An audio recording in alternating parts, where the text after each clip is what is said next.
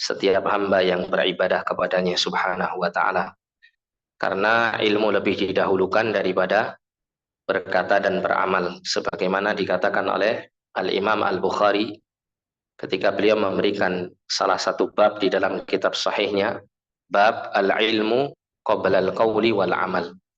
Bab tentang ilmu lebih didahulukan daripada berkata dan beramal.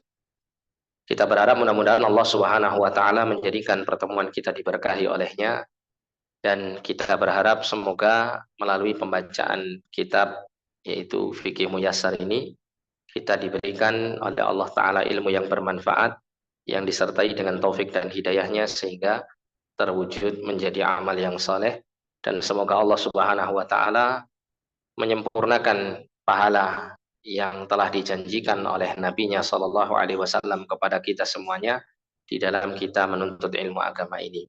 Salah satunya adalah man salaka tariqan yaltamisu fihi ilman sahalallahu lahu bihi tariqan ilal jannah. Siapa yang menempuh satu perjalanan atau menempuh satu usaha, satu cara untuk mendapatkan ilmu agama Allah, baik sedikit maupun banyak menurut para ulama, maka kelak Allah akan mudahkan baginya jalan menuju surganya. Amin ya rabbal alamin. Nah, kita akan membaca Kitabul Hajj, kitab tentang haji, termasuk juga berkaitan dengan ibadah umrah. Kita mulai dari bab pertama, pengantar tentang haji. Bab ini terdiri dari beberapa bagian. Jadi kalau kita belajar kitab Fikih Muyassar ini memang sudah benar-benar dimudahkan oleh penyusun, ya, dengan memberikan bab-bab dan subbab yang teratur, yang berurutan, sehingga kita mudah untuk mempelajarinya dengan baik. Disebutkan di sini bagian pertama, definisi haji, definisi atau pengertian haji. Penyusun kitab mengatakan bahwa secara bahasa al-hajju itu maknanya adalah al-qasdu, ya, bertujuan, bermaksud, atau yang serupa dengan itu maknanya. Ya. Menyengaja itu juga dimaknai dengan al-hajj, atau salah satu makna daripada kata al-hajj. Bermaksud, nah itu ya. Itu makna daripada kata al-hajj. Secara syariat, haji adalah beribadah kepada Allah dengan menunaikan manasik di tempat khusus, di waktu khusus, dengan cara yang sesuai dengan sunnah Rasulullah Sallallahu Alaihi Wasallam. Ya, menunaikan suatu bentuk ibadah, ya, di tempat yang ditentukan oleh syariat, di waktu yang telah ditentukan pula oleh syariat. Sehingga ini termasuk ibadah yang tidak boleh ditambah maupun dikurangi, ya, di dalam pelaksanaannya, ya, karena sudah ditentukan secara baku di dalam syariat.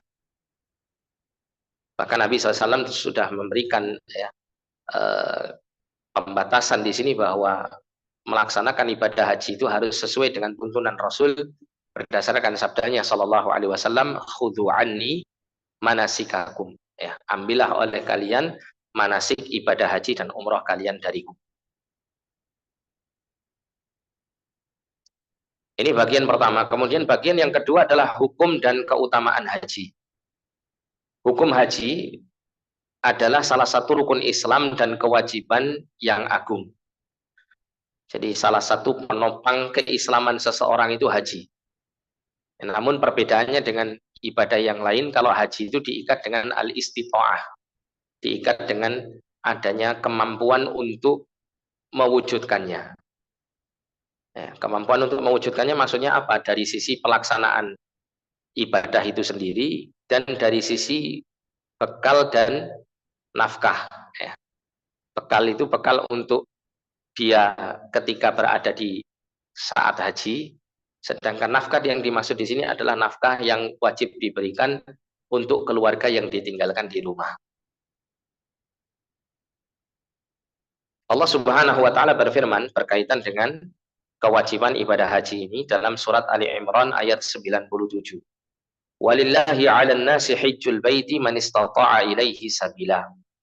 Dan di antara kewajiban manusia terhadap Allah adalah melaksanakan ibadah haji ke Baitullah, yaitu bagi orang-orang yang mampu mengadakan perjalanan ke sana. Nah, ini adalah, ya,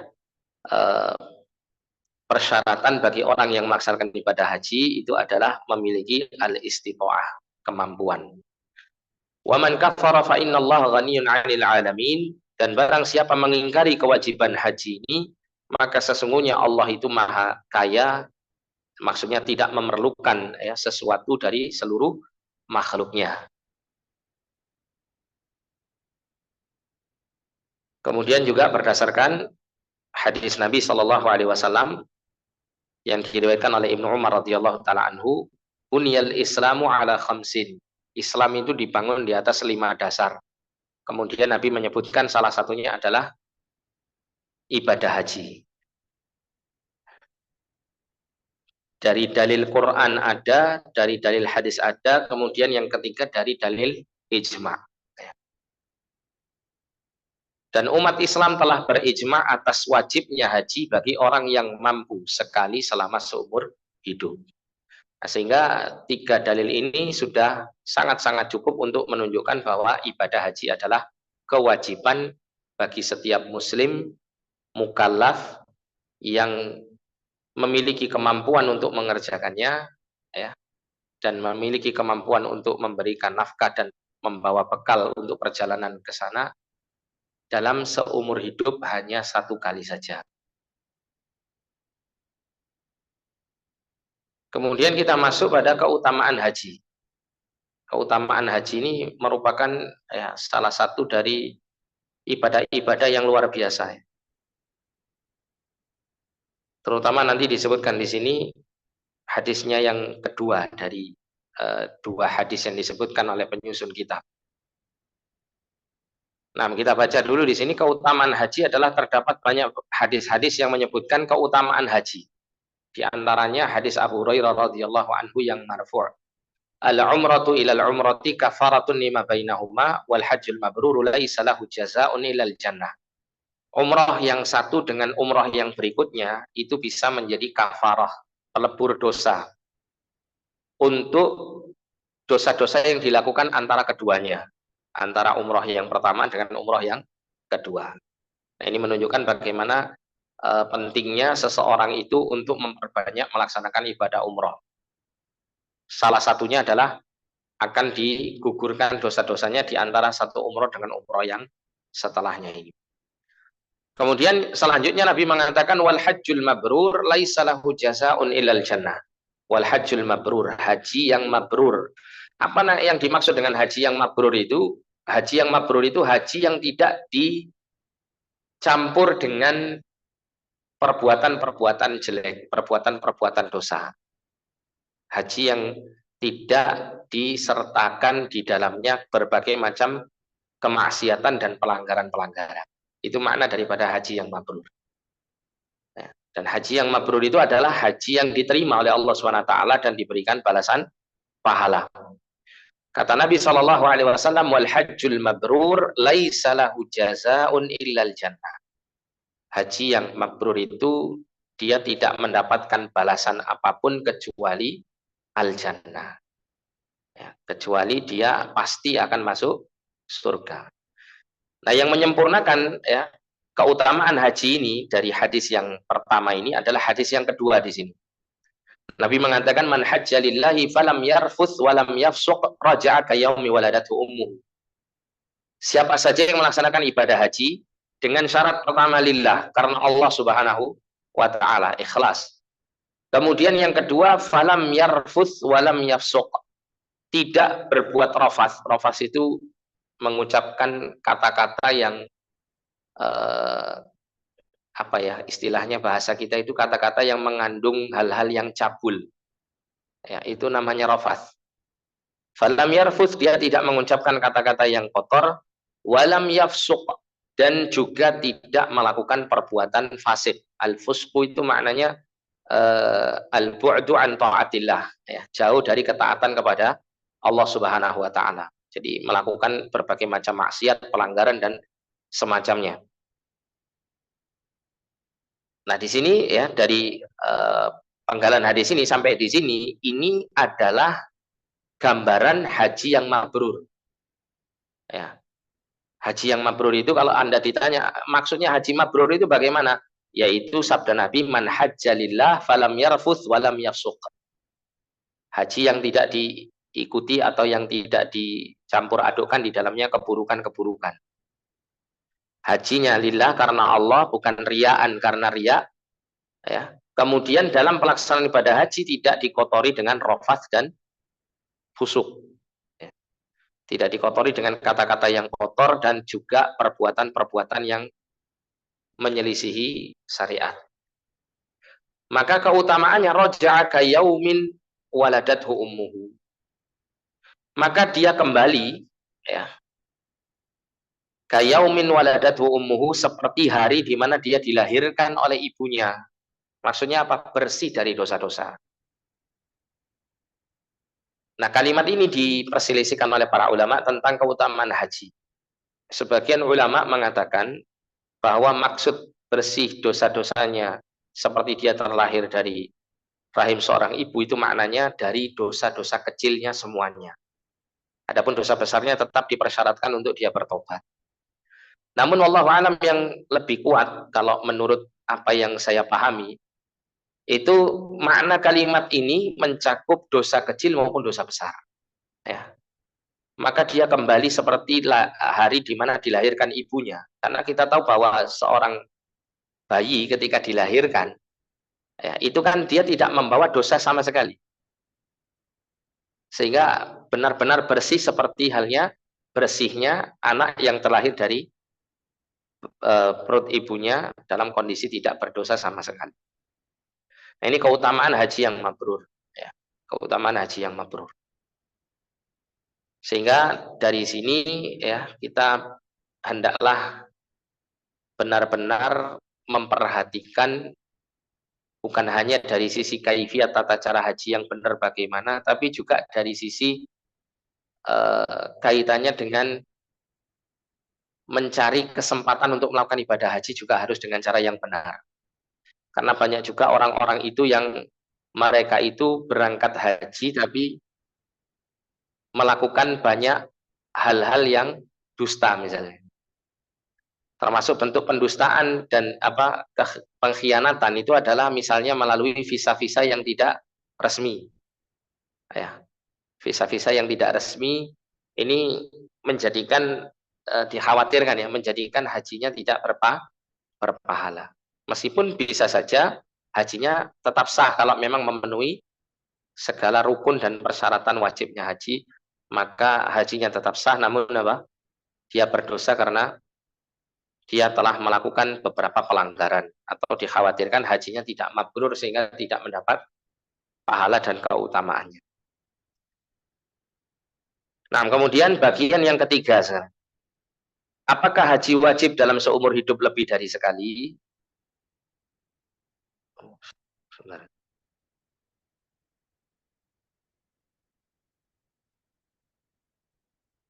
Haji itu tidak wajib dalam seumur hidup kecuali hanya sekali saja. Lebih darinya adalah sunnah. Lebih daripada satu kali ini hukumnya sunnah saja. Berdasarkan hadis Abu Hurairah radhiyallahu anhu bahwa Nabi Shallallahu alaihi wasallam bersabda, "Ayyuhan nas, qad faradallahu alaikumul hajjah fahujju." Wahai manusia, sungguh Allah telah mewajibkan atas kalian untuk berlaku atau berbuat haji atau beribadah dengan ibadah haji. Fahujju, maka berhajilah kalian. Faqala rajulun, ada seseorang mengatakan, aku la'amin ya Rasulullah, apakah haji ini diwajibkan setiap tahun wahai Rasulullah? Faqala, maka Nabi mengatakan, lau qultu na'am, kalau seandainya saya mengucapkan iya, lawajabat, ini saya akan menjadi kewajiban setiap tahunnya. Wala mastata'tum, namun kerjakan sesuai dengan kemampuan kalian. Wala mastata'tum ini juga bisa dimaknakan namun kalian tidak mampu untuk mengerjakan setiap tahun. Artinya kerjakan saja, ya, sekali itu sudah cukup, sudah menggugurkan kewajiban haji tersebut. Ya. Kemudian juga dikatakan di sini begitu juga karena Nabi Shallallahu alaihi wasallam tidak berhaji sesudah beliau hijrah ke Madinah kecuali hanya sekali saja. Yaitu haji apa? Haji wada itu ya. Hanya sekali Rasulullah SAW melaksanakannya, kemudian setelah itu beliau meninggal. Dan para ulama berijma bahwa haji tidak wajib atas orang yang mampu kecuali sekali dalam seumur hidupnya. Jadi cukup sekali itu sudah menggugurkan kewajibannya. Sudah menyempurnakan rukun Islamnya. Ya, sehingga dia bisa digolongkan sebagai seorang muslim yang sempurna keislamannya. Orang yang sudah mampu harus bersegera menunaikan ibadah haji, manakala syarat-syaratnya sudah terpenuhi. Jadi kalau orang itu sudah memiliki kemampuan, kesempatan, dan nafkah serta bekal, maka wajib untuk segera berangkat haji. Tidak boleh ditunda.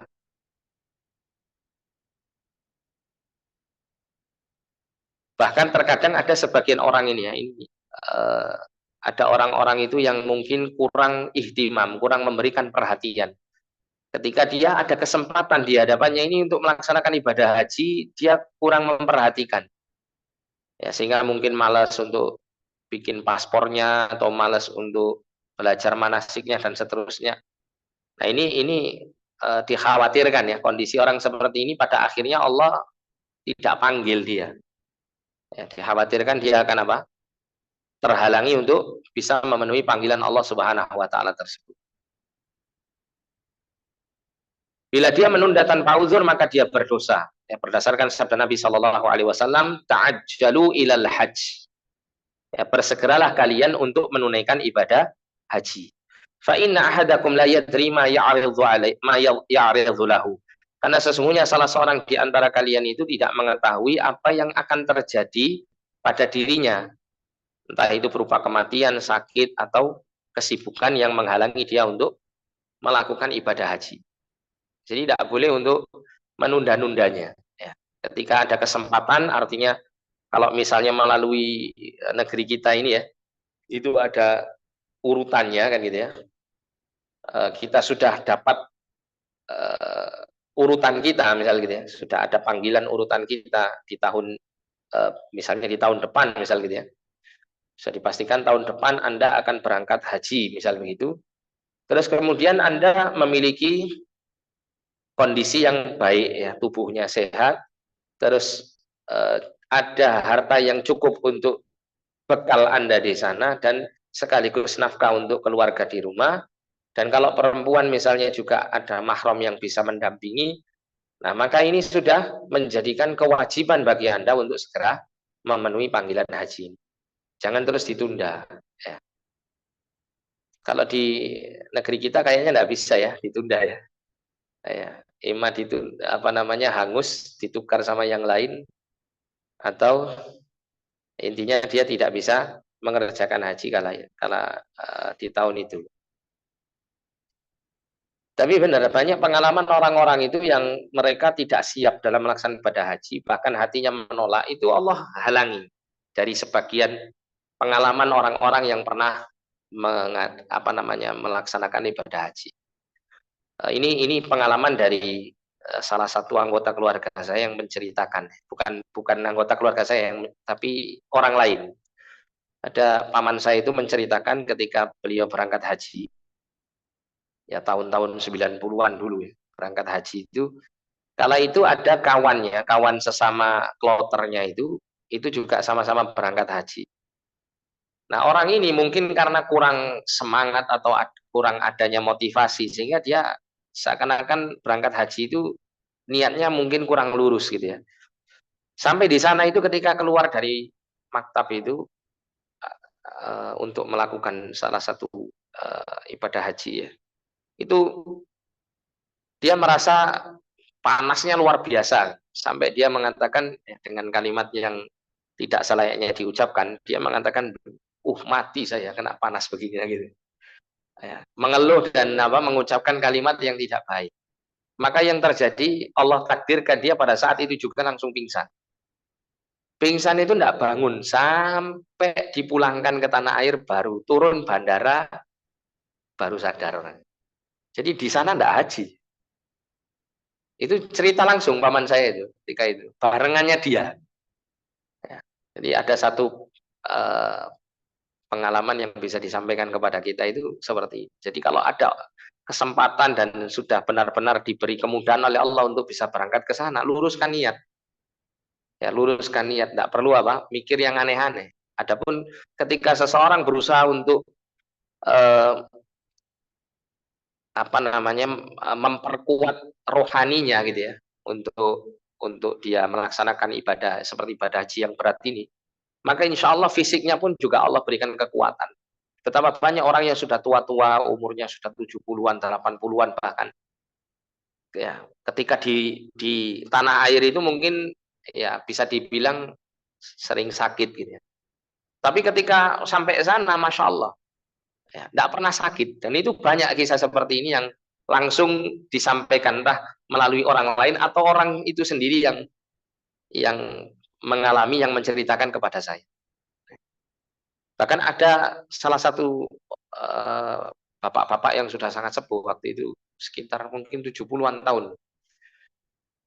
Jadi sebelum berangkat haji itu sakit, bahkan masuk rumah sakit opnam, ya, opnam berapa hari. Setelah itu sembuh langsung berangkat, nggak jaraknya antara opnam dengan waktu pemberangkatan haji itu nggak lama, mungkin hanya beberapa hari. Sampai di sana, masya Allah dia cerita, saya sehat Ustaz begini, masya Allah, ya. Nggak sakit-sakitan, padahal sebelum berangkat itu kondisinya masuk rumah sakit dulu bahkan opnam. Ya, artinya orang-orang yang memang sudah dipanggil oleh Allah, ya selayaknya dia memantaskan diri gitu ya, untuk menjadi tamu Allah Subhanahu wa taala dengan dia meluruskan niatnya, ya, memperbaiki hati dan rohaninya untuk menghadap Allah Subhanahu wa taala. Ada juga yang memiliki azam, tekad yang kuat ingin meninggal di sana. Ya, setelah ibadah haji ada salah satu jamaah eh, yang kami juga kenal dengan beliau itu meninggal di sana. Jadi sering Pak cerita ke teman-teman gitu sesama jamaah di masjid itu. Saya itu punya niat pengen mati di sana. Hajian mati di sana. Masya Allah setelah ibadah haji selesai meninggal. Ya, mudah-mudahan jadi tanda yang baik kan gitu. Nah, haji yang mabrur itu tidak ada balasan kecuali jannah dan dia kembali seperti terlahir kembali tanpa dosa. Oleh karena itu Nabi perintahkan ini, ta'ajjalu ilal hajj. Bersegeralah kalian untuk memenuhi panggilan Allah untuk melaksanakan ibadah haji. Kalau memang sudah diberi peluang seluas-luasnya untuk haji, segera.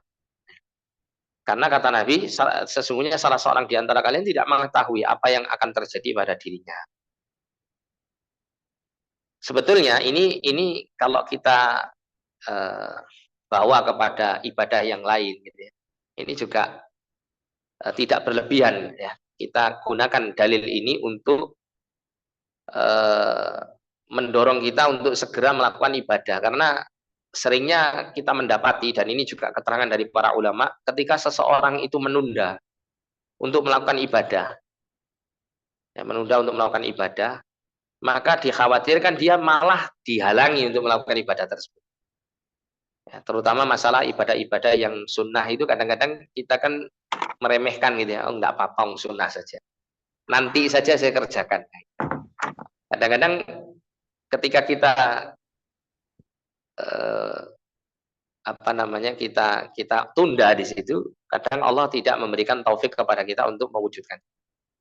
Ya, contoh yang mungkin sering kita rasakan adalah sholat sunnah misalnya rawatib gitu ya. Kadang kita berpikir nanti sajalah di rumah, kan lebih afdal di rumah. Nah, gitu. Tapi kadang-kadang sampai rumah kelupaan, kelupaan. Ya tidak ada masalah sebenarnya, justru bahkan afdal kalau seseorang sholat sunnah di rumah. Tapi kalau tidak memungkinkan baginya untuk sholat sunnah di rumah, bahkan dia merasa kalau nanti saya menunda di rumah itu akhirnya tidak sholat gitu ya, maka lebih baik dia segera melaksanakan sholat di tempat dia sholat. Nah, kita lanjutkan di sini, dan diriwayatkan secara marfu' dan mauquf dari berbagai jalan yang saling menguatkan satu sama lainnya. Man istata'al hajja falam yahujja falyamut insya'a yahudiyan wa insya'a nasraniyah.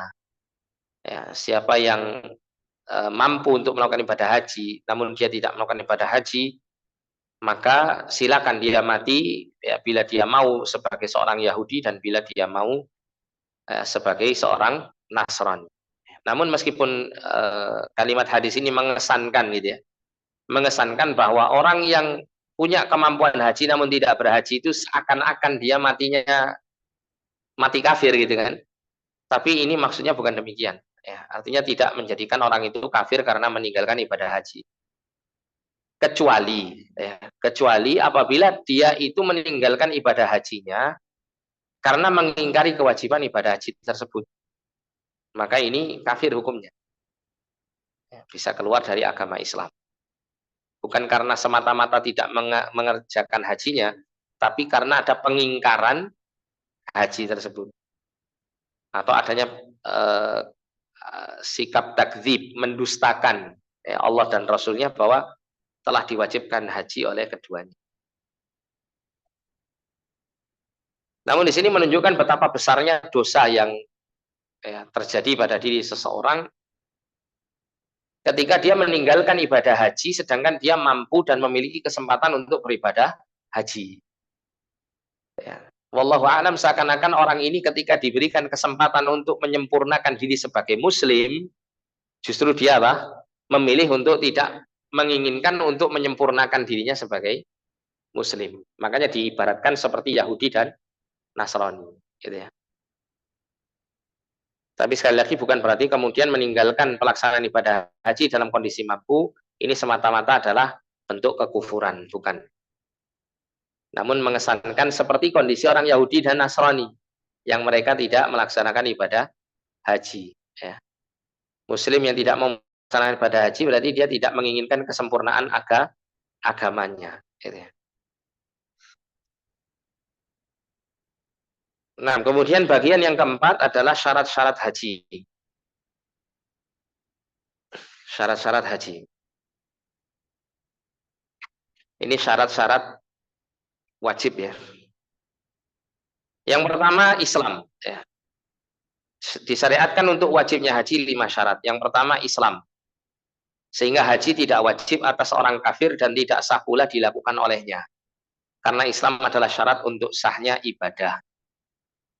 Allah berfirman, "Wa may yabtaghi ghairal islami dinan falan yuqbala minhu wa huwa fil akhirati minal khasirin." Siapa yang mencari agama selain Islam maka tidak akan diterima darinya dan dia termasuk golongan orang-orang yang merugi. Pertanyaannya, orang kafir itu diwajibkan untuk apa? Kalau dia tidak diwajibkan haji berarti diwajibkan apa? Diwajibkan masuk Islam. Iya kan? Wajib masuk Islam dulu baru wajib haji dilakukan, kan begitu ya. Nah, mungkin timbul pertanyaan, Ustadz, ini kalau orang kafir tidak wajib melakukan ibadah haji. Bagaimana kalau kondisinya orang itu murtad?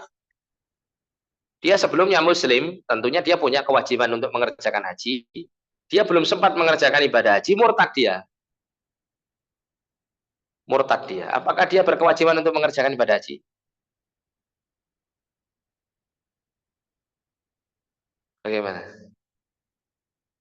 Kewajibannya dua. Dia wajib kembali kepada agamanya dan wajib untuk mengerjakan ibadah haji. Kalau ini bicaranya adalah mengenai sholat ya. Kalau jumhur mayoritas ulama, para fuqaha itu mengatakan begini. Kalau orang itu kafir, orang kafir tulen dari sejak lahir sampai dia dewasa kafir, baru masuk Islam, maka tidak ada kewajiban baginya untuk mengqadha sholat 5 waktunya dari dia balik sampai dewasa itu yang dia tinggalkan. Itu tidak ada. Tapi kalau dia muslim awalnya, terus murtad, keluar dari agama Islam. Nah, seberapa lama dia murtadnya itu kan berarti dia meninggalkan sholat. Misalnya murtadnya 3 tahun. Kemudian tahun yang keempat itu dia masuk Islam. Maka yang 3 tahun ini dikodok, wajib dikodok sholat 5 waktunya. Ini menurut para fuqaha, jumhur mereka mengatakan begitu.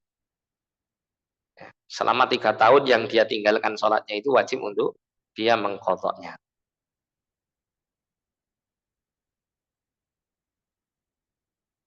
Nah, yang kedua, berakal.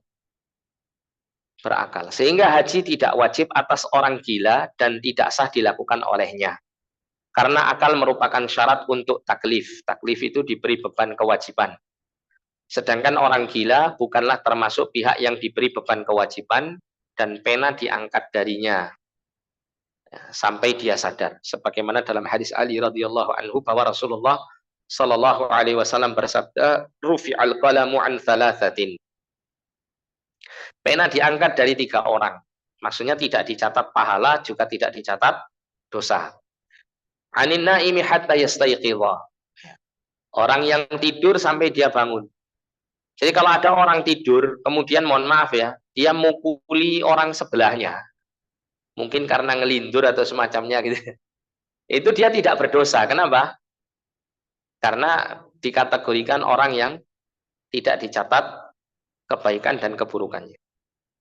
Wa anis sabiyyi hatta yablugha. Dan anak yang masih sobi, masih kecil, belum balik, sampai dia balik. Wa anil majnuni hatta yufiqa, dan dari orang yang gila sehingga dia sadar. Makanya orang gila itu kalau berbuat kejahatan gitu ya, maka tidak ada dosa bagi. Tidak ada dosa bagi. Kemudian yang ketiga adalah baligh ya, dalam keadaan baligh. Baligh itu artinya anak yang sudah mencapai. Mencapai apa? Mencapai usia taklif.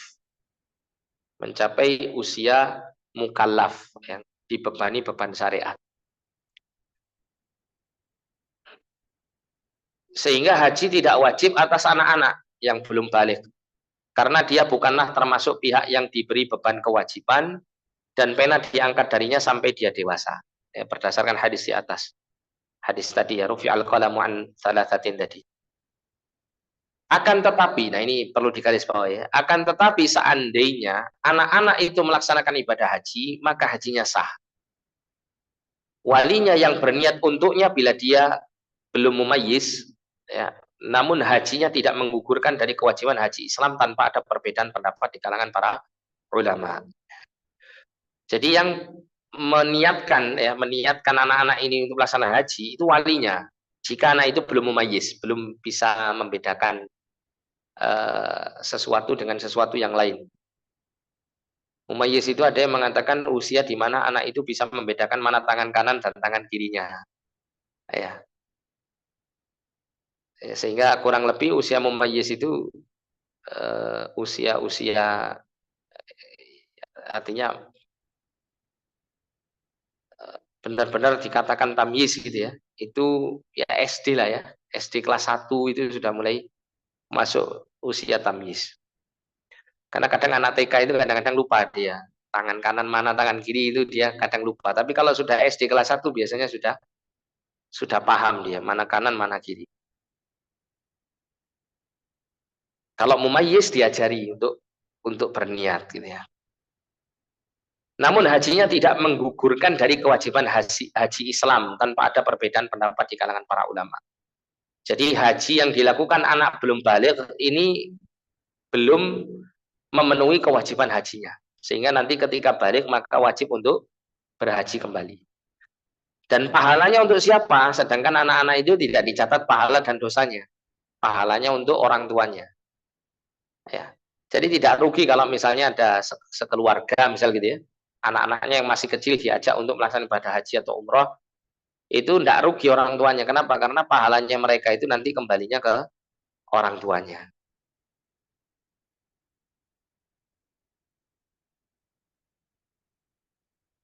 Hal ini berdasarkan hadis yang diriwayatkan oleh Ibnu Abbas radhiyallahu anhuma, anna imra'atan rafa'at sabiyan faqalat ya Rasulullah ali hadza hajjun qala na'am walaki ajrun. Bahwasanya ada seorang wanita itu mengangkat anaknya yang masih kecil. Faqalat, maka wanita ini berkata, ya Rasulullah, wahai Rasulullah, apakah anak ini boleh ya haji atau bisa mendapatkan haji? Qala na'am, iya. Walaki ajrun, dan engkau mendapatkan pahalanya. Ya. Engkau sebagai ibunya mendapat pahala anakmu ini. Kemudian berdasarkan sabda Nabi SAW, ayyuma sabiyin hajja thumma balagha fa'alaihi hajjatun ukhra. Wa ayyuma abdin hajja thumma utiqa fa'alaihi hajjatun ukhra. Anak balita manapun yang berhaji kemudian balik, maka dia berkewajiban haji lagi. Ini enggak hanya balita ya, maksudnya anak-anak sebelum balik. Dan hamba saya manapun yang menunaikan haji kemudian dia dimerdekakan, maka dia berkewajiban haji lagi. Ya. Nah, ini adalah sabda Nabi yang benar-benar menjelaskan tentang wajibnya untuk mengulang haji bagi anak-anak. Karena haji di masa kanak-kanak belum balik ini tidak menggugurkan kewajiban.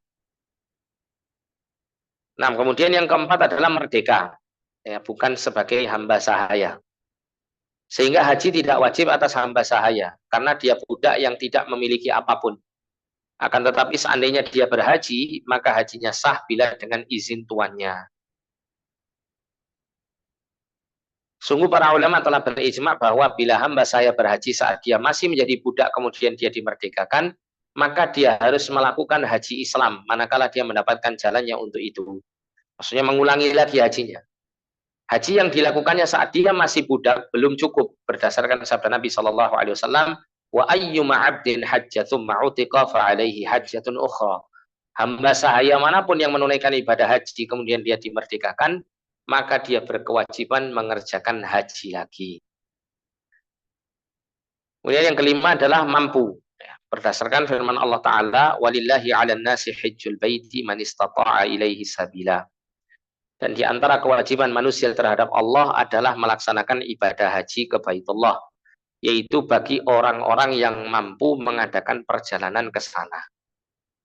Nah, diterangkan di sini oleh penyusun, maka orang yang tidak mampu secara ekonomi, yaitu tidak memiliki bekal yang mencukupinya dan mencukupi keluarga yang wajib dinafkahinya ketika ditinggalkan, atau tidak memiliki kendaraan yang membawanya ke Mekah dan pulang kembali ke negerinya, atau tidak mampu secara fisik, misalnya karena sudah sangat lanjut usia atau sakit-sakitan, ya, yang membuatnya tidak bisa berkendara dan memikul beban berat safar, atau jalan kepada ibadah haji tidak aman, misalnya dikuasai oleh para perampok atau wabah penyakit, atau lainnya di mana jamaah haji takut atas keselamatan jiwa dan hartanya, maka dia tidak wajib haji sehingga dia mampu. Ya, Allah SWT berfirman, la yukallifullahu nafsan illa wus'aha. Allah tidak membebani seseorang melainkan sesuai dengan kesanggupannya. Ya.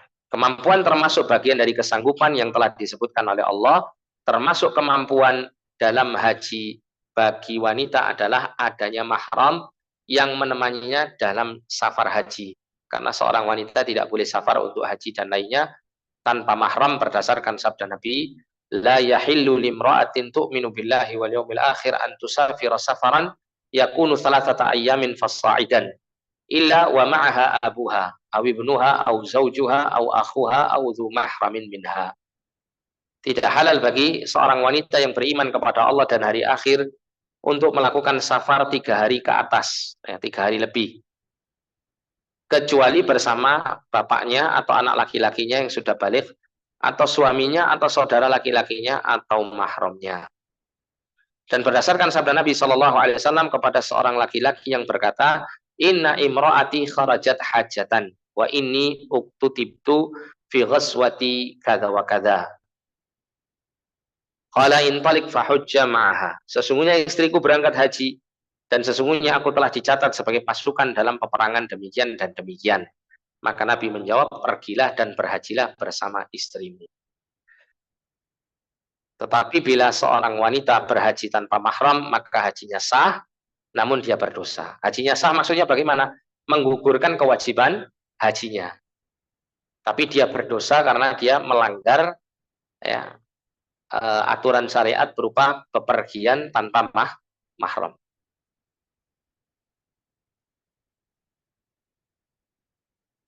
Apakah ini bisa mempengaruhi pahala gitu ya? Wallahu a'lam, bisa saja. Dengan kemaksiatan yang dilakukannya ketika melakukan perjalanan ibadah haji, maka bisa saja mengurangi pahala haji. Namun hajinya sah jika memenuhi rukun-rukun dan kewajiban-kewajiban haji. Nah, tadi ada ya sabda Nabi SAW menerangkan tentang seorang laki-laki yang dia itu telah mendaftarkan diri untuk melakukan jihad fisabilillah, perang di jalan Allah. Tapi ketika itu dia mengatakan bahwa istrinya akan berangkat ibadah haji, dan ibadah haji yang dimaksud di sini adalah haji yang wajib. Ya, istrinya ini berangkat haji yang wajib, bukan haji yang sunnah. Pertanyaannya di sini, kenapa kemudian Nabi memerintahkan lelaki ini untuk mendampingi istrinya berhaji dan tidak menerima apa lelaki ini untuk tetap berperang jihad di jalan Allah SWT. Ya. Karena jihad fisabilillah itu sifatnya fardu kifayah. Kalau ini ya istrinya ini hendak melakukan ibadah haji, ini untuk menggugurkan kewajiban secara individunya, fardu ain.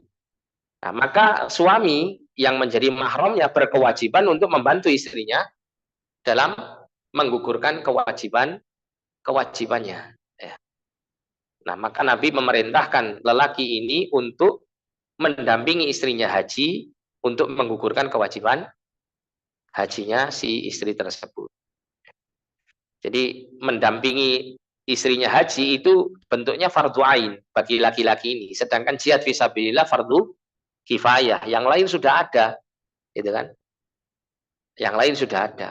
Nah, sedangkan untuk mendampingi istrinya hanya dia yang mampu, tidak ada yang lain. Sehingga ini menjadi kewajiban fardu ain. Makanya fardu ain tidak bisa dikalahkan oleh fardu kifayah. Ya, meskipun kita lihat seakan-akan jihad fisabilillah ini pahalanya jauh lebih besar kan begitu ya.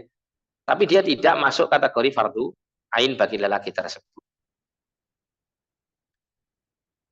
Mungkin timbul pertanyaan begini, Ustadz, kalau misalnya mengenai kemampuan, terutama mengenai biaya ya, biaya. Seseorang itu berhutang misalnya, berhutang untuk melakukan ibadah haji. Kira-kira dibolehkan tidak berhutang ini? Gimana? Boleh tidak misalnya seseorang itu berhutang untuk melakukan ibadah haji? Atau ibadah umroh lah, yang wajib buat dia ya. Haji yang wajib, umroh yang wajib. Boleh tidak seseorang itu berhutang? Boleh, tapi dengan syarat. Ya. Syaratnya adalah dia berkeyakinan untuk mampu mengembalikan hutangnya. Misal begini, ada sebagian orang itu yang sangat membutuhkan hutangan seperti ini, atau talangan ya, talangan biaya haji atau biaya umroh seperti ini. Karena dia itu tidak mampu untuk mengelola keuangannya. Sebetulnya dia punya kemampuan, tapi dia paling sulit untuk mengelola keuangannya, kecuali kalau dia itu mendapatkan tanggungan yang harus dia selesaikan. Itu dia akan bisa memaksakan dirinya untuk membayar hutang-hutang yang tersebut atau tanggungan tersebut. Contoh sebagian orang itu ada yang sangat konsumtif misalnya gitu ya. Sangat konsumtif. Suka sekali jajan gitu ya, entah beli makanan, minuman atau yang semacamnya. Ya, sangat konsumtif orangnya. Dan dia sulit untuk mengendalikan kebiasaan konsumsi dia ini ya. Kecuali kalau ada tanggungan-tanggungan yang mewajibkan dia untuk membayarnya. Nah, maka ketika dia kesulitan untuk mengumpulkan atau menabung ya untuk biaya haji atau umrohnya itu, maka dia boleh untuk mengambil hutangan dengan keyakinan dia benar-benar bisa mengembalikan. Ya, namun meminjam uang gitu ya, meminjam uang untuk melakukan perjalanan haji atau umroh yang wajib ini tidak wajib baginya. Ya, tidak wajib baginya. Artinya dia belum dikategorikan mampu. Ya, belum dikategorikan mampu untuk berangkat karena memang hakikatnya dia tidak memiliki biaya tersebut. Tidak memiliki biaya tersebut sehingga dikatakan dia tidak mampu di dalam hal ini. Namun ketika dia melihat kondisinya, ya mungkin dalam kondisi seperti tadi yang saya ceritakan tadi, maka bisa jadi mengambil pinjaman itu adalah jalan yang lebih baik bagi dia untuk segera menyelesaikan atau ya menggugurkan pelaksanaan ibadah haji dan umroh yang wajib yang dia dibebani untuk mengerjakannya. Nah, kemudian bagian yang kelima. Insyaallah 9.15 ya, mungkin selesai ya. Bagian yang kelima adalah hukum umroh dan dalilnya. Umrah wajib atas orang yang mampu sekali seumur hidup, sama dengan haji. Berdasarkan firman Allah Ta'ala, wa atimul hajja wal umrata lillah, dan sempurnakanlah haji dan umrah itu karena Allah. Jadi di dalam ayat ini ada perintah dari Allah Ta'ala, yang perintah itu untuk menyempurnakan ibadah haji dan umrah. Nah, ini ibadah haji itu wajib, ibadah umrah disetarakan dengan ibadah haji dalam hal perintah untuk memenuhinya. Berarti ini menunjukkan bahwa ibadah umrah itu hukumnya wajib sebagaimana ibadah haji. Dan berdasarkan sabda Nabi Shallallahu Alaihi Wasallam kepada Aisyah radhiyallahu anha yang bertanya, hal alan nisa'i jihad? Apakah bagi para wanita itu ada jihad? Qala, maka Nabi mengatakan, na'am, iya, alaihinna jihadun la qitala fihi. Ya, mereka memiliki kewajiban untuk berjihad, namun bentuknya bukan bentuk berperang, yaitu al-hajj wal umrah, yaitu melaksanakan ibadah haji dan umrah. Ya, haji dan umrah ini adalah kewajiban untuk para wanita. Ya. Namun meskipun di sini dikatakan wajib bagi para wanita, bukan berarti kewajiban ini khusus untuk para wanita, tidak. Ya. Dan berdasarkan sabda Nabi Shallallahu Alaihi Wasallam kepada Abu Razin radhiyallahu anhu, ya, manakala dia bertanya kepada beliau tentang bapaknya yang tidak mampu haji, umrah dan berkendara untuk safar, maka beliau menjawab, hujja'an abika wa'tamir, berhajilah untuk menggantikan kewajiban bapakmu dan berumrahlah. Menunjukkan bahwasanya apa? Haji dan umrah adalah wajib. Nah, di sini ada pelajaran yang lain. Ketika Abu Razin menyampaikan uzurnya bapaknya untuk melaksanakan ibadah umrah dan haji, maka Nabi Shallallahu Alaihi Wasallam memerintahkan Abu Razin untuk menggantikan bapaknya dalam haji dan umrah. Maka ini maksudnya adalah apa? Boleh membadalkan haji dan umrah orang yang tidak mampu mengerjakannya. Dikatakan tidak mampu mengerjakan itu bukan hanya orang yang sudah meninggal, tidak.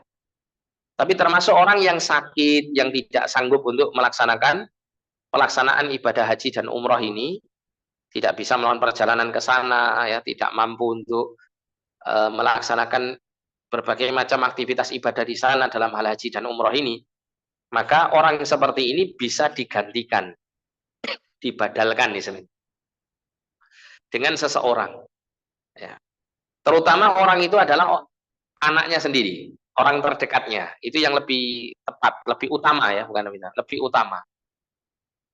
Namun ada persyaratan. Persyaratannya adalah, ya, orang yang membadalkan umrah dan haji itu wajib dia sudah melaksanakan ibadah haji dan umrah untuk dirinya sendiri.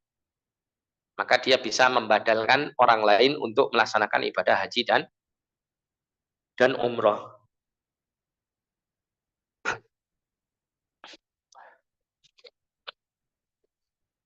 Nah, kita selesaikan saja bab pertama ini, ya. Insya Allah untuk pertemuan berikut kita masuk bab kedua. Kemudian disebutkan di sini rukun umrah ada 3, ihram, tawaf, dan sa'i. Umrah ini lebih simpel, ya, ibadah yang lebih simpel daripada ibadah haji. Ya. Jadi ibadah umrah ini hanya di Masjidil Haram saja dan sekitarnya. Di Masjidil Haram saja. Sedangkan kalau ibadah haji ini tidak hanya di Masjidil Haram, tapi juga di beberapa tempat yang disebut dengan Masy'aril Haram. Seperti di Arafah, Musdalifah, Mina, gitu, ya. Nah, bagian yang keenam, mawaqitul hajj wal umrah. Mawaqit itu jamak untuk kata al-miqat, yang artinya adalah batas, ya, batasan-batasan. Namun secara istilah syariat, maknanya adalah tempat atau waktu untuk sebuah ibadah. Tempat dan waktu untuk sebuah ibadah itu disebut dengan al-miqat. Sehingga mawaqit itu, batas-batas ini terbagi menjadi miqat zamaniyah, yaitu miqat yang berhubungan dengan waktu, batasan waktu, gitu, ya. Kemudian ada miqat makaniyah, miqat yang berhubungan dengan tempat. Adapun mawaqit zamaniyah, ya, waktu-waktu haji dan umrah, Itu umroh boleh dilaksanakan sepanjang tahun. Kapanpun boleh dilakukan umroh ini. Misalnya musim haji, Ustaz, boleh nggak kita umroh? Boleh. Ya. Tapi tidak tahu apakah bisa masuk atau tidak. Cuman kalau dikatakan boleh atau tidak bolehnya, itu boleh melaksanakan ibadah umroh saja. Ya, di waktu musim haji, itu boleh kita melaksanakan umroh saja. Atau di bulan-bulan yang lain. Ya, bahkan ada bulan yang sangat diutamakan untuk seseorang melakukan ibadah umroh itu adalah di bulan Ramadan. Ya, di bulan Ramadan. Karena kata Nabi Shallallahu Alaihi Wasallam, ya, eh, siapa saja yang melaksanakan ibadah umroh, al umroh fi Ramadan kahajin. Ya. Umroh di bulan Ramadan itu pahalanya seperti melakukan ibadah haji. Atau dalam hadis yang lain disebutkan bahwa umrah di bulan Ramadan itu kahajin ma'i, kahajjatin ma'i. Seperti haji bersamaku, bersama Rasulullah Sallallahu Alaihi Wasallam.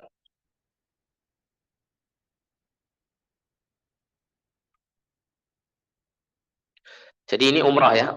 Umrah tidak memiliki mawaqit zamaniyah. Kapanpun bisa dilakukan. Sedangkan haji ini memiliki bulan-bulan yang ditentukan di mana manasik haji hanya sah dilakukan di dalamnya. Berdasarkan firman Allah Subhanahu wa taala, al-hajju asyhurum ma'lumat. Musim haji itu adalah pada bulan-bulan yang telah dimaklumi, yaitu Syawal, Dzulqa'dah dan Dzulhijjah. Nanti perinciannya kita baca nanti pada saat pembahasan kaifiyat ya, tata cara pelaksanaan ibadah haji di bab yang keempat ini.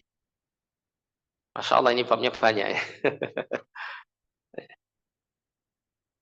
Adapun mawakit makaniyah bagi haji dan umroh, maka ia merupakan batas-batas tempat di mana seorang yang berhaji dan berumroh tidak boleh melewatinya kecuali dengan berihram. Ya, tidak boleh melewati mikot makan ini, mikot tempat ini, batas-batas tempat ini, kecuali dia sudah berihram. Berihram itu maksudnya apa? Apakah mengenakan pakaian ihram? Bukan ya. Meskipun itu juga sudah harus dilakukan. Tapi ihram itu yang dimaksud adalah menghadirkan niat untuk melakukan ibadah haji dan umroh. Yang ditandai kalau laki-laki telah menggunakan apa? Pakaian ihram tersebut. Rasulullah Shallallahu Alaihi Wasallam telah menjelaskannya dalam hadis Ibnu Abbas radhiyallahu anhu yang mengatakan waqata Rasulullah Shallallahu Alaihi Wasallam li ahli Madinati dzal Hulaifah. Rasulullah Shallallahu Alaihi Wasallam menetapkan miqat Dzul Hulaifah bagi orang-orang Madinah. Wali ahli Syamil Juhfah, dan penduduk Syam itu Al Juhfah. Wali ahli Najdin Qarnal Manazil, dan untuk orang-orang Najd itu dari arah Irak, dari arah Riyadh gitu ya. Itu orang dari kalangan apa namanya? Arah Najd. Yaitu Qarnul Manazil. Wali ahli Yamani Yalamlam, dan untuk penduduk Yaman adalah Yalamlam. Hunna lahunna waliman atta alaihinna min ghairi ahlihinna. Wa mimman arada al-hajj wal umrata wa man kana duna dzalika famin haitsu ansha'a hatta ahlu Makkah min Makkah. Kemudian Nabi SAW mengatakan mikot-mikot tersebut adalah untuk mereka dan untuk orang-orang yang melewatinya dari kalangan selain penduduknya. Jadi yang memiliki arah yang sama gitu ya. Kalau Indonesia itu kan arahnya dari Indonesia itu biasanya kalau langsung ya, langsung melakukan ibadah umroh itu dia mikotnya di Yalamlam. Ya, kalau naik pesawat Yalamlam masih di atas pesawat. Kalau melewati Yalamlam itu kita masih di atas pesawat. Nah, di situ kita melakukan ihram dengan meniatkan ibadah umroh atau ibadah haji kalau memang langsung. Tapi biasanya kan mukim dulu di Mekah ya, sehingga nanti mengambil mikotnya nanti di Mekah kalau haji. Yaitu mereka yang ingin haji atau umroh. Barang siapa yang tempat tinggalnya sesudah mikot, maka mikotnya dari arah tempatnya memulai perjalanan haji atau umroh. Hingga orang Mekah mikotnya dari Mekah. Jadi kalau sudah melewati itu ya, misalnya orang itu tinggal di daerah yang melewati mikot, maka dia cukup apa? Mikotnya di tempat dia tinggal. Seperti di Mekah itu ya, kalau orang itu diam beberapa lama di Mekah, terus kemudian ingin melaksanakan ibadah haji dan umroh, maka dia bisa memulainya di tempat di mana dia berada. Barang siapa melampaui tempat mikot di atas tanpa ihram, maka dia harus kembali kepada mikot tersebut bila memungkinkan. Dan bila tidak mungkin kembali ke mikot, maka dia harus membayar fidyah, yaitu seekor kambing yang dia sembelih di Mekah dan membagikannya kepada orang-orang miskin di tanah haram. Jadi ada misalnya kasus begini, ada orang melaksanakan ibadah umrah, misalnya. Dia langsung ya mikotnya itu ngambilnya harusnya di Yalamlam, tapi ternyata dia ngambil mikotnya di Jeddah, misalnya. Kan Yalamlam kan sudah melewati ya kalau ke Jeddah ya. Turun pesawat itu di Jeddah, terus kemudian baru mengambil mikot di sana. Ya, mulai mengatakan labbaik Allahumma umratan, kemudian mengenakan pakaian ihram di Jeddah. Maka kalau memungkinkan dia kembali ke Yalamlam, maka dia lebih baik kembali ke Yalamlam. Kemudian dia berihram di sana. Tapi kalau tidak memungkinkan, maka dia tetap melanjutkan ibadah umrohnya, tapi dia harus membayar fidyah, yaitu menyembelih seekor kambing yang dagingnya dibagi-bagikan di kota Mekah. Ini ada yang mengurusi biasanya. Adapun orang yang rumahnya sesudah mikot, maka dia berihram dari rumahnya berdasarkan sabda Nabi Shallallahu Alaihi Wasallam dalam hadis di atas, "Wa man kana duna dzalika famin haitsu ansha'a." Siapa yang tinggal sesudah mikot, ya, tempat tinggalnya sesudah mikot, maka mikotnya adalah dari arah tempatnya memulai, yaitu perjalanan haji atau umroh. Nah ini sudah 9:21. Gimana? Ini ada sesi tanya jawab atau sesi tanya jawabnya di pekan berikutnya saja atau gimana? Gimana? Lah, sesi ya.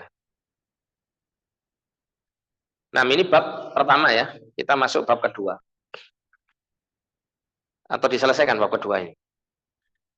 Bab 3, bab 4 pertemuan berikut.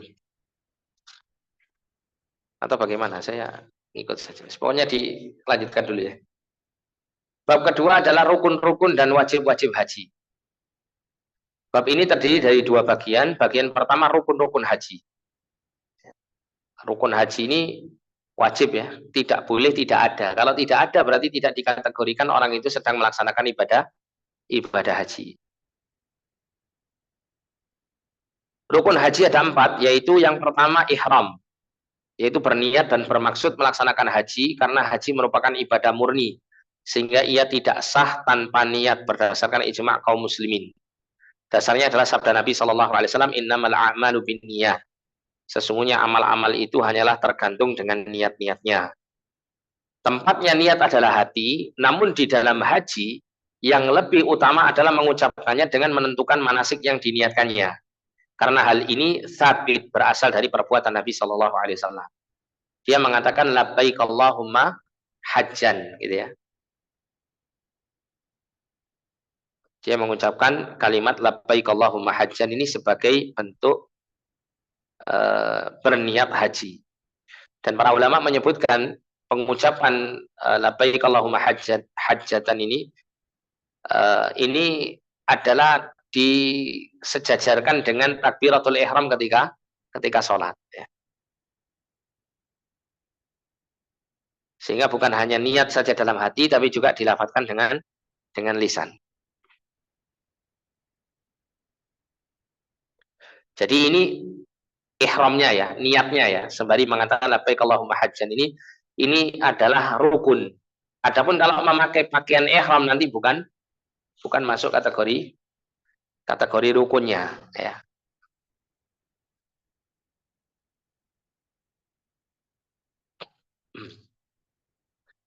Nah, kemudian yang kedua adalah wukuf di Arafah.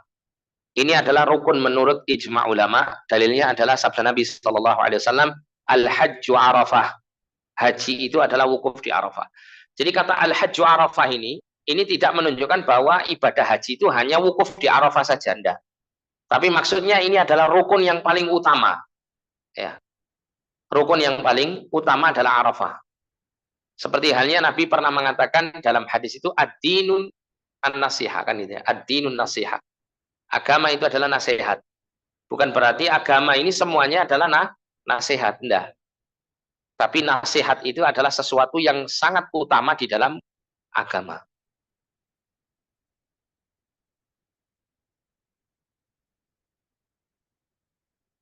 Waktu wukuf adalah sejak matahari tergelincir pada hari Arafah sampai terbitnya fajar pada hari penyembelihan.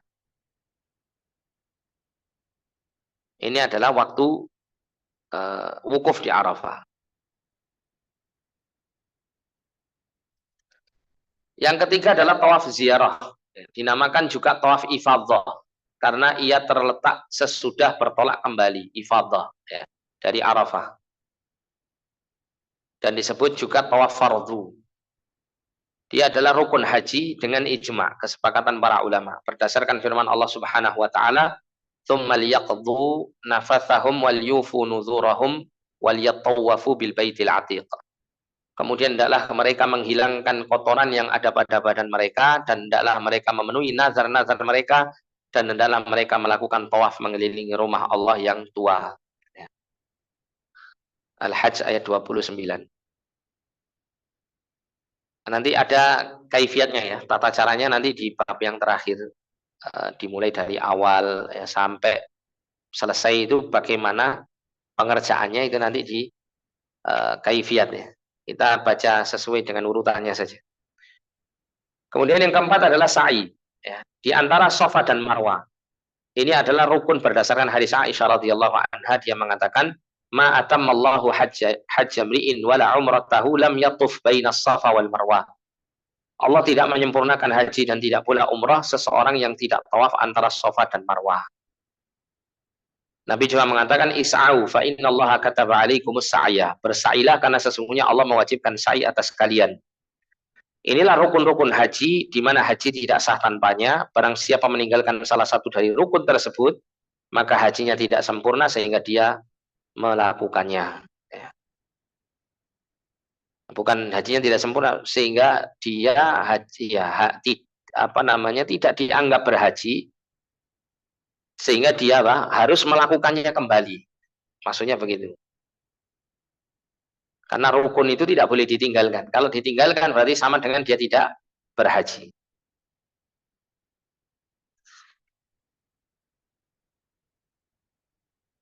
Beda dengan apa? Wajib. Kalau wajib haji itu kalau ada yang ditinggalkan, maka dia menambalnya dengan apa? Membayar denda. Ya. Melakukan pembayaran denda, dam. Ya, ada damnya. Dan hajinya tetap apa? Tetap sah. Ya, tetap sah. Karena sudah terpenuhi rukun. Ya. Sehingga yang ditinggalkan ya dari kewajiban itu bisa diganti. Ya, diganti dengan dam.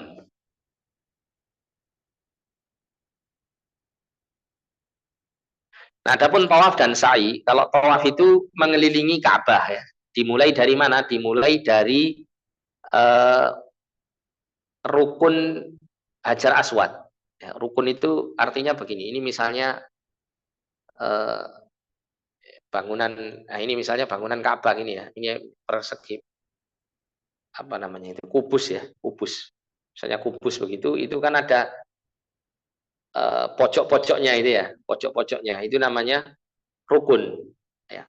Nah, rukun Hajar Aswad itu yang bertepatan ada batu Hajar Aswad di situ. Nah, seseorang ketika dia tawaf dia memulainya di situ. Ya, kalau dia memungkinkan untuk mencium Hajar Aswad maka dia cium sembari mengatakan Bismillahirrahmanirrahim. Kalau tidak memungkinkan maka dia mengusap dengan tangannya dan mencium tangannya dengan mengucapkan Bismillahirrahmanirrahim. Kalau tidak memungkinkan lagi cukup melambaikan tangan menghadap Hajar Aswad sembari mengatakan Bismillahirrahmanirrahim. Kemudian dilakukan putaran 7 kali. Ya, setiap kali satu putaran dari rukun Hajar Aswad menuju rukun Hajar Aswad berikutnya, maka di sini dia harus mengulang lagi seperti awal dengan mengucapkan Bismillahirrahmanirrahim dengan melakukan salah satu dari 3 hal tadi. Ya, mencium atau tangan diusap kemudian dicium dan atau apa? Melambaikan tangan. Dilakukan itu 7 kali. Ya. Terus apa yang dilakukan pada saat keliling?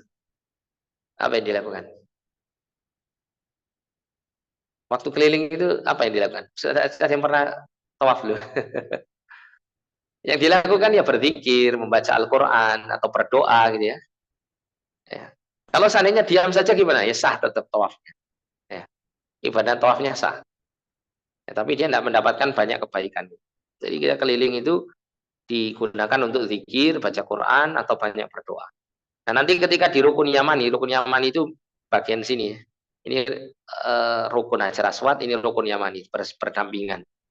Nah pada saat masuk rukun Yamani itu disunahkan untuk mengusap rukun itu tanpa harus menciumnya kalau memungkinkan. Kalau tidak memungkinkan lewat saja. Dan nanti antara rukun Yamani dengan rukun Hajar Aswad ini dia memperbanyak mengucapkan doa Rabbana atina fid dunya hasanah wa fil akhirati hasanah wa qina adzabannar sampai di rukun Hajar Aswad. Ya. Itu dilakukan 7 kali putaran. Ya. Ini tawaf ya. Kalau sa'i bagaimana sa'i? Sa'i itu dari Sofa ke Marwah. Ya. Dari Sofa ke Marwah. Melakukan perjalanan dari Sofa ke Marwah. Dari Sofa ke Marwah itu 1, Marwah ke Sofa 2, Sofa ke Marwah 3, dan seterusnya itu dihitung sampai 7 kali. Ya, jadi bukan Sofa Marwah, Marwah Sofa itu 1 enggak ya, tapi Sofa Marwah 1, Marwah Sofa 2, Sofa Marwah 3, Marwah Sofa 4, Sofa Marwah 5, Marwah Sofa 6, Sofa Marwah 7. Jadi diawali dari Sofa, diakhiri di Marwah. Ya. Disunahkan setiap kali berada di Sofa dan Marwah menghadap kepada kiblat, kemudian ya mengucapkan zikir-zikir yang disunahkan. Nah, kayaknya nanti masuk kaifiatnya ada kayaknya. Belum lihat. Oh iya ada ini. Ada nanti insya Allah ya. Perinciannya ada. Gimana Ustaz? Dilanjutkan wajib haji atau sudah cukup? Lanjut saja. Oh gitu. Berarti ini pertemuan berikut. Jadi ini kita lanjutkan pertemuan yang akan datang ya. Nah, fadhal.